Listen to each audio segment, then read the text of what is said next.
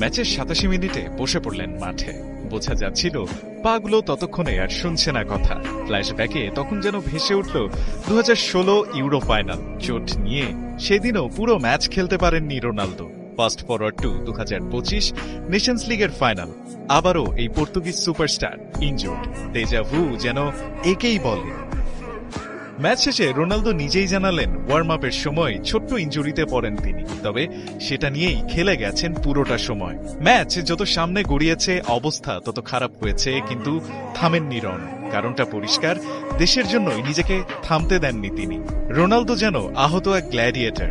শরীরের ক্ষত যতই গভীর হোক, সিংহের সামনে যার বুক পেতে দিতে নেই কোনো দ্বিধা। শতভাগ ফিট না হলেও CR7 যতক্ষণ মাঠে ছিলেন দাপিয়ে বেরিয়েছেন পুরো ম্যাচ জুড়ে। নুনো মেন্দেসের প্রথম গোলের বিল্ড আপে অবদান রাখার পাশাপাশি ৬১ মিনিটে নিজেই গোল করে সমতায় ফিরিয়েছেন পর্তুগালকে। পরে টাইব্রেকারে সে ম্যাচ জিতে নেশনস লিগ ট্রফি দ্বিতীয়বারের মতো ঘরে তোলে পর্তুগিজরা। ব্রুনো ফার্নান্দেজ, ভিতিনিয়াদের দিয়ে গড়া দলকে শিরোপা মিশনে পথ দেখানো রোনালদো জানান তিনি গর্বিত এই প্রজন্মের প্লেয়ারদের লিড করতে পেরে। ম্যাচ শেষে চোখের পানি প্রসঙ্গে এই ফরোয়ার্ড জানান তার কাছে এটা দায়িত্ব পালনের আনন্দাশ্রু।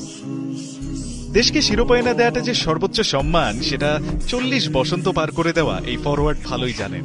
তাই নিজের ক্যারিয়ারের ভবিষ্যৎ প্রসঙ্গে অকপটে জানান এখন তিনি প্ল্যান করেন শর্ট টার্ম। মেসেজটা ক্লিয়ার, বুটজোড়া যে তুলে রাখতে বেশি আর দেরি নেই ক্রিস্টিয়ানোর।